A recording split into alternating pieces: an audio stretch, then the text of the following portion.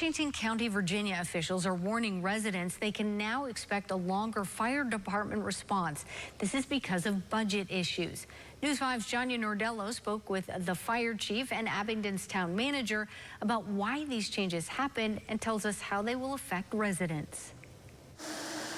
As of April 1st, the Washington County, Virginia Fire Department will now serve 3,500 more people. Firefighters and the town manager of Abingdon say this change will lead to an increase in response time. In most of our areas that we're going to be covering in the town, it's going to be between 4 to 6 minutes added on to our response time. Previously, the town of Abingdon Fire Department would help and respond to calls far beyond the town's limits into parts of Washington County.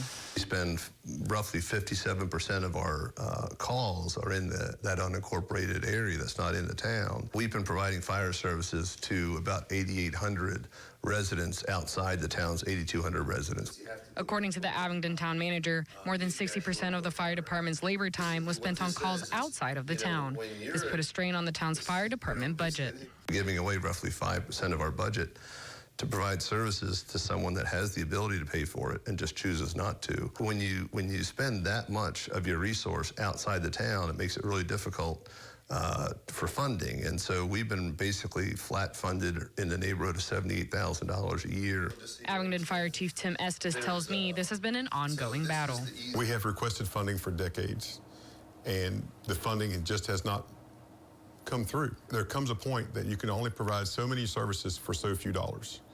And this is the point that we have come to today. The Abingdon Fire Department will still go to house or chimney fire calls, but not other emergencies. If you have a crash, if you have a fire alarm, if you have a cat in a tree, we probably won't be coming to that emergency. The fire chief emphasized that even though there are changes, the public safety is still their #1 priority.